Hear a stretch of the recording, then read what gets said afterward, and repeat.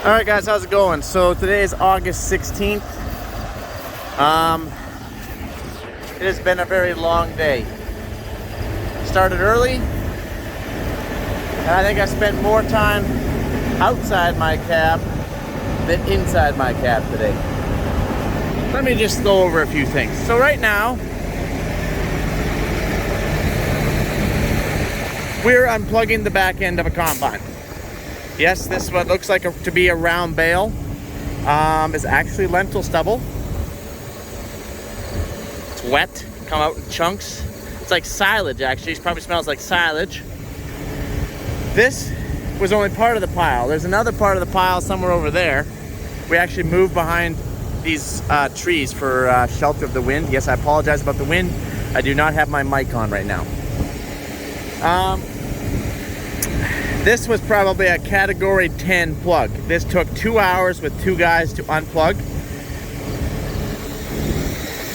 Mike, how is that even possible? Well, and what is exactly plugging? Well, let me show you. So as you can see, the inside of the combine where the sieves are is fine. But the rotors pull the straw, 1 rotor, 2 rotor, it's a twin rotor. The rotors pull the straw out and it dumps. Oh, hold on, let me shut this thing off for a second here. Well, I know I can't do that. I need to be able to move my chopper around. So anyways, yeah, let's go over here. Oh yeah, by the way, this stuff, when you're unplugging it, is so hot from the friction of being plugged up there, you can't touch it. That's why the water truck is here, so we can spray water up there. Because if this combine was, say, left for like an hour, this combine was left for an hour being plugged, you'd probably come back and it would be on fire. Because it's so hot, I actually, right there, see that different color on the tip of my finger? Burnt my finger, burnt it with lentil straw. That is how, it's literally nearly combustion, and you're trying to dig it out of there as fast as you can because you don't really want to burn your combine down because it's all plugged and there is no easy access to it. So let me show you here. So this is what we're working with. So we've rolled the chopper back. The chopper comes to here, okay? It's fully closed up. We've rolled the chopper back so we can just get our hand up in here, okay? But it's plugged solid up there. See that? Plugged solid. Now this is actually a really good plug. This is probably like a, I don't know, I'd call this like a 1 or maybe a 2 or a 3 because I plugged in dry stuff. Dry stuff. This looks like wheat stubble, Mike. I thought you said you were on lentils. I actually am in lentils, but as you know, the lentil crop is so poor. We're talking like 2 bushel an acre here. I'm combining more of last year's durum stubble because the durum stubble's standing this high and the lentils are in it, right, from last year. We're cutting more straw from last year than lentil stubble this year. Okay, that's the sad truth about the drought that we're in. Now the chopper isn't plugging. Mike, obviously the chopper's plugging. You can go around over here and saying the chopper isn't plugging, but this time apparently the chopper did plug. Obviously if the chopper plugs, it plugged with dry stuff. The chopper should not plug with dry stuff, okay? It's one thing, yeah, you got some buildup here from some lentil stuff. They need to make this gap obviously bigger because when that plugs, it's got nowhere to go but back it all the way up. Now, in saying that, we plug 2 different ways. One with the chopper, then backs it up. This was not by the chopper. This actually, it actually plugged it back up in the rotor somehow. It just didn't want to fall down into the chopper. And this was the worst plug I've ever had to unplug. And I normally unplug my combine like 3 or 4 times per day. And this was the worst out of 3 years. And we barely got it out. It almost started the combine on fire. That's how close it was. I burnt my freaking finger on the straw. I've never done that before. So anyway, you put your hand up in here, and if you get it too close, like if you go up in an angle like this and grab, you'll slice your fingers right to the bones with those chopper blades. They're as sharp as razors in there. You'll only do that probably 3 times. So you get in here like this, and you just pull out a handful, like this at a time. It gets hotter up there as you go, hence the friction.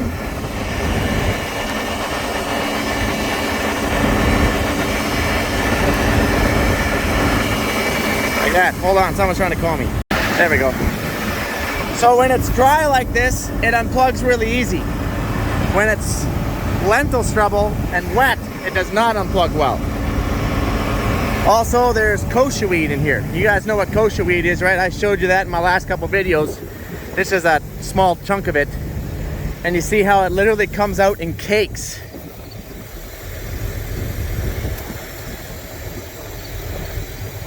Like silage. It literally smells like silage. Anyways, these are some of the frustrations that we're dealing with. Now this is only my 4th time today.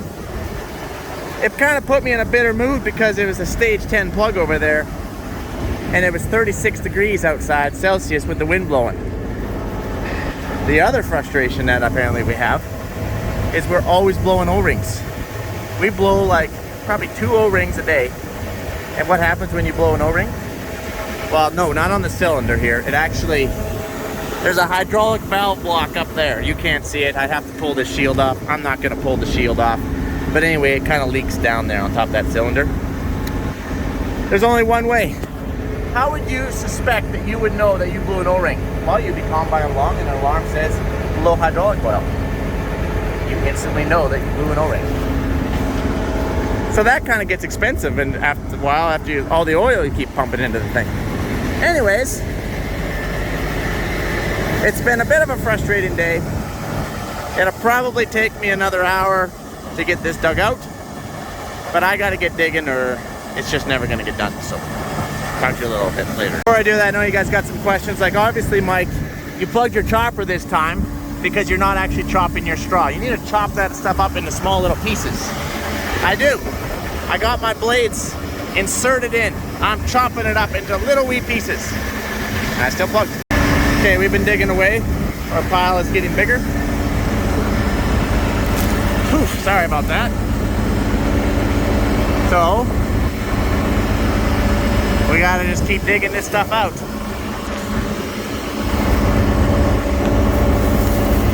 Hold on here.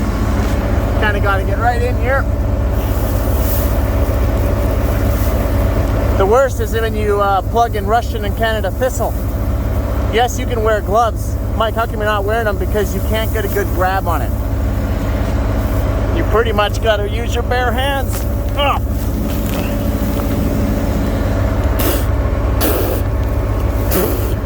There's the shark fin. Kind of see the shark fin there. This big old clump's gonna fall on my head. I gotta get out of here. Gotta keep digging.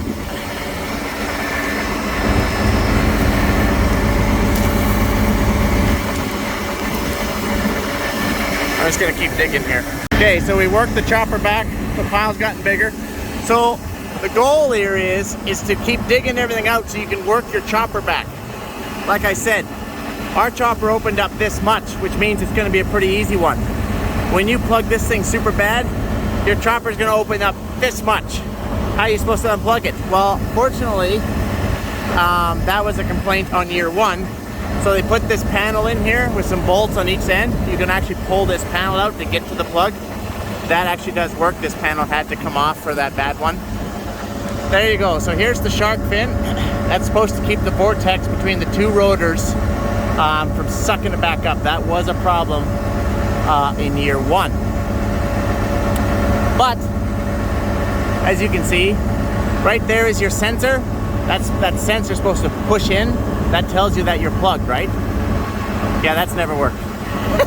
So we keep moving it around trying to find the sweet spot because you're plugged here and it hasn't worked. The theory behind that sensor being there, yes, I know. The theory behind it is because when your chopper's here and it builds up from your chopper, it's supposed to press that before it packs itself into these rotors. Okay? So we need to still pull out this stuff. And this is where it gets real dirty because you gotta stand in here and you literally gotta pull this. So I'm gonna try and pull this one down without that falling on my head. Get in here. gotta watch. Some of these clumps actually weigh quite a bit. We've had them fall on our arms before while we're digging in the corner, and it can hurt quite a bit. See?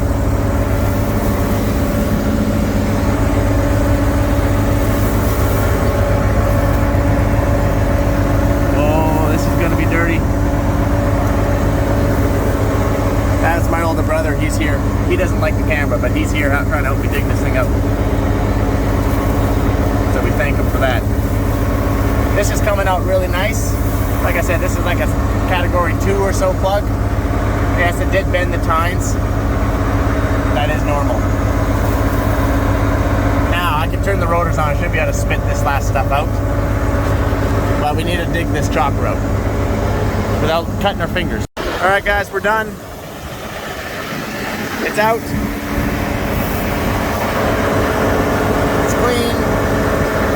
Bent a few times over, but that's no big deal. So we're gonna leave the chopper out. I'm sick of unplugging. We dug out this. Well, no, I guess we still gotta dig this out. I thought that I did this already. So these new fins were new, and it actually came out to like here and then down. And it would hit that and it stopped dead and back up. So we actually took a side grinder and we cut this off. We angled it like the rest of them. It's still a little more aggressive, but yes, it is gumming up a little bit. That's true. But so are my John Deeres that are out there too. So either we need more room here. I'm not sure. I don't have the answers. But like this is not wet. I could see if you went through a big kochia patch. You know, you go through a big kochia patch, maybe it's all wet and gummy and it just can't get it out, even though it still should. But this stuff is dry. That's kind of mulched up because I think the knives are spinning on it in there. And then don't get me wrong, I'm not bashing here. But after you unplug and get completely covered in chaff all the way down to your underwear when it's 36 degrees outside, and then sit in that all day long. Why do you sit in it? Why don't you carry an extra pair of clothes? Because you're gonna get out and do it again. So, could still be hitting on this fin, even though we cut it. It's obviously stopping here though, although it did stop in the corner. But either way, looks like we're gonna be dropping some straw.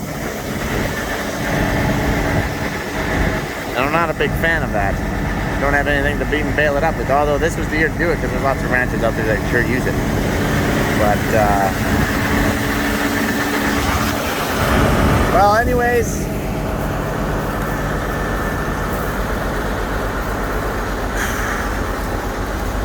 I burnt my finger on straw. I've never done that before. Oh well. Okay guys, I'm out. I'm going combining. We're going combining. We're done. Done with all this shenanigans. Done. Done! Back! We're back! Because I wanted to show you how to drop straw. Yeah, this pin fell out. Wheels are falling off the wagon around here. We're only 30% done harvesting.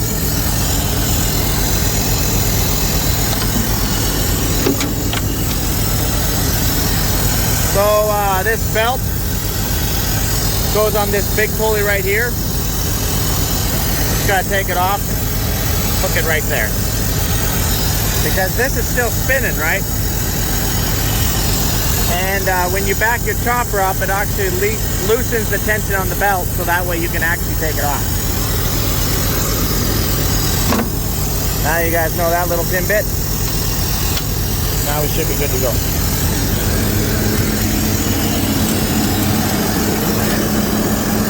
Okay, oh yeah, these did have plastic in them. Hence these bolt holes. But then the hole got smaller, right, because that plastic outer edge all the way around. Then we would plug these, so we took that off. We don't need those. And then these hooks here, and I can't remember where. Anyway, there used to be a hunk of rubber that would go over here to kind of keep all the chaff from blowing out the sieves and then down into here. We took that off too. That's problematic. We gotta keep things simple, you guys. Simplicity, simplicity, simplicity. Let's not overcomplicate. Let's not try and reinvent the wheel. I just want the wheel to roll. While we're dropping straw, and yes, I'm back again, I watch those mirrors more than I watch the front. Now, I don't have to now that we're dropping straw. I don't have to worry about it. But when you're chopping, you are just watching to make sure that something's shooting out. No, nothing is right now because, again, we're dropping. But pretty sure I'll burn my finger on by touching one of those rotor tines. That's how hot it was when I reached my hand up there. But even though you still can't touch the straw, it's that hot. But pretty sure I touched one of those tines. But anyways,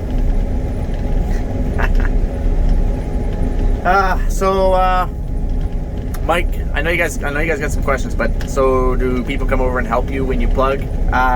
If there's a spare person, somebody will come over. Maybe the grain cart operator, because he's not very busy, right? Yes. Otherwise, it's on you. Are you the only one that plugs, Mike? No, I am not the only one. We all do. Some a little worse than others, though. For some reason, I don't know why, but it's just how it is. So when you can't move that chopper back, you just got to pull that back plate off like you showed. Yes, that is correct. That's what you got to do. You use an impact. It takes about 2 bolts each side. I think there's actually 3 that are held in there. And you can pop that thing out of there and get in there to dig. And no, you can't wear gloves because, like I said, you can't get a good grab on that stuff. You got to use your fingernails. You got to use your fingers. So it really sucks to be you if you're in thistle. Really sucks. So you only plug in lentils? Yes, we only plug in lentils actually. Lentils and chickpeas. But last year, believe it or not, we did a bunch of updates to these things. And we didn't plug not one time in lentils, neither combine. And we had like a pretty good crop of lentils last year, like you guys know. Like we had a good crop. This year we do not. This year, on a poor crop, we're plugging. Well, Mike, is it just because like your lentils are too green? No, because last year we didn't desiccate any of our lentils last year, and we were going right through dead green spots. It looked like a lawnmower coming out the back, and we never had a problem. This year we still didn't desiccate. In fact, it's probably drier because of the extreme drought, and there's just zero material to put through. Now in chickpeas, we didn't plug in chickpeas, but we did plug in Russian thistle in chickpeas last year, and that's, believe me, that's a bear cat to try to dig out by hand. Now we know that, and I'm not picking on a combine, I'm not picking on Fendt here. Every combine will plug given the right conditions, but I'm just saying that they should not be plugging given these conditions. Okay, that's what I'm trying to say. And it doesn't matter who you are. If you're a farmer and you're trying to harvest because this is your livelihood, and you spend more time outside your combine than inside your combine, that's probably going to be a little bit frustrating, wouldn't you think? If you bought a new vehicle and you always have it at the shop, or maybe the shop's coming to you and you want to take a road trip to the mountains. It's been planned all year. This is the trip. This is the one and only trip that you got to get away, and you break down 27 times on a 300-mile move or a 300-mile trip. You might be a little bit frustrated about that, I suppose. You're probably not going to want to bash anything, no, but you might get a little frustrated. Actually, like I said before, combines work well when they're running. Work really well. We're pretty happy with them. Do an awesome job with the sample. Do an awesome job with capacity, although you don't have any trouble with capacity this year, as you can tell. But they've had Fendts had a bit of a problem with flow through of the straw since year 1, like I've said. So we've been trying to help with that. I think they did change that shark fin a bit. They shortened it up. Now I don't know if that was the thing that was the last straw that broke the camel's back. I don't know, but we're gonna keep trying different things because, like I said, I want to be able to help however I can as well, right? I'm trying to give as much feedback as possible.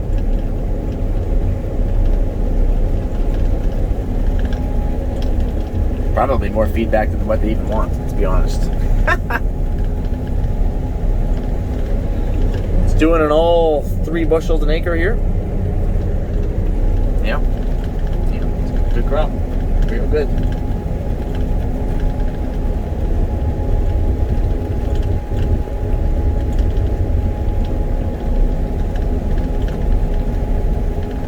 Ashton's bringing me out some supper. So it's going to be a good evening. Going to go late into the night. Don't have to worry about anything. We're dropping the straw now. I'm not set up to bale, so I'll probably have to sell it the way it is. Because obviously straw is nutrients for your soil for next year's crop, so it's really important. It's not really a good idea to take it off the ground. Or take it off the field, I should say. Okay guys, as you can see I was dropping some already. See the little rows out there? I'm gonna wait for Ashton. So anyways, you guys have yourself an awesome evening. I am back to being chipper myself, and I am going to have an awesome evening as well. So over and out, you guys. Love you.